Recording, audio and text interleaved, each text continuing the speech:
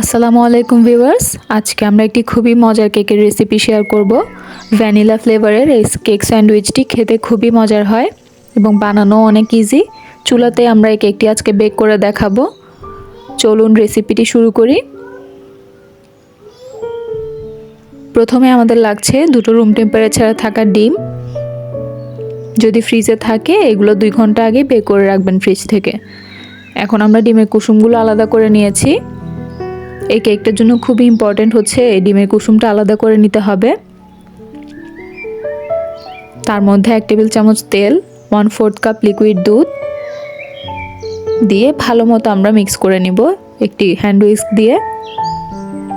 এখন আমরা এখানে শুকনো উপকরণ অ্যাড করব। 1/2 কাপ ময়দা নিয়ে নিচ্ছি, 1 টেবিল চামচ কর্নফ্লাওয়ার অথবা কাস্টার্ড পাউডার দিতে পারেন। আমি এখানে কাস্টার্ড পাউডার দিয়েছি। 1 চা চামচ পরিমাণ বেকিং পাউডার দিয়েছি। আবারও সব কিছু ভালো মতো একসাথে মিক্স করে নিব। এখন এই মিশ্রণটি আমরা এক সাইডে রেখে দিব। আচ্ছা, আমরা এখানে ভ্যানিলা এসেন্স দিয়ে দিয়েছি 1/2 চা চামচ পরিমাণ।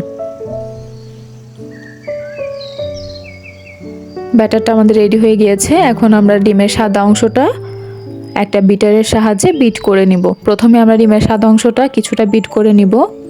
এখানে আমি লেবুর রস দিয়ে দিয়েছিলাম 1/2 চা চামচ পরিমাণ। 3 টেবিল চামচ চিনি আমি দুইবারে এখানে অ্যাড করব। চিনিগুলো অল্প অল্প দিয়ে আমরা ডিমের ম্যারাংটা রেডি করে নিব। বিটারের সাহায্যে দেখবেন ডিমের সাদা অংশটা এরকম ফোমি একটা টেক্সচার চলে আসবে, তখনই আমাদের বিট করা অফ করে দিতে হবে।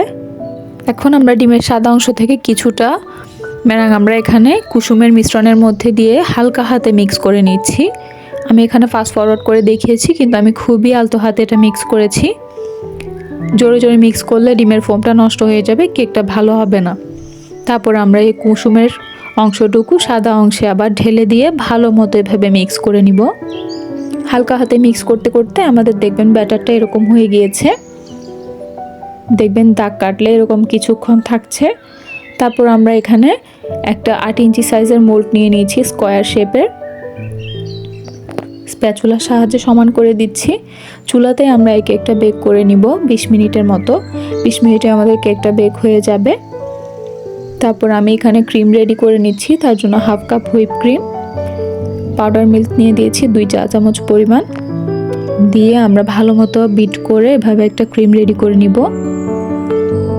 5 থেকে 7 মিনিট মতো বিট করলে আমাদের ক্রিমটা রেডি হয়ে যাবে।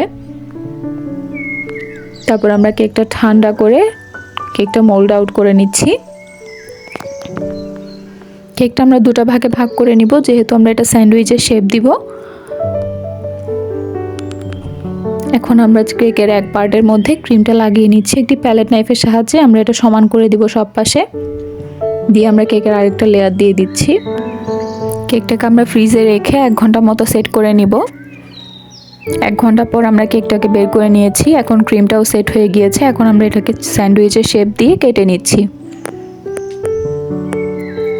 দেখুন কি সুন্দর স্যান্ডউইচের মতো হয়েছে কেকটি। খুবই মজার একটি কেক, একদম নরম তুলতুলে। বাচ্চারা এটি খুবই পছন্দ করে খাবে। কোনো প্রকার ওভেন ছাড়াই কিন্তু চুলাতে আমি এই কেকটি বেক করেছি। খুবই সফট একটা তুলতুলে কেক হয়েছে। এভাবে চুলাতেই চাইলে সেম রেসিপি ফলো করে আপনারাও বানিয়ে নিতে পারেন। দেখার সৌন্দর্যের জন্য আমি এখানে কিছুটা স্প্রিঙ্কল দিয়ে দিচ্ছি। রেডি হয়ে গিয়েছে আমাদের স্যান্ডউইচ কেক। ভিডিওটি ভালো লাগলে চ্যানেলটি সাবস্ক্রাইব করবেন, ভিডিওটিতে একটি লাইক দিবেন, ভিডিওটি শেয়ার করে দিবেন। ধন্যবাদ।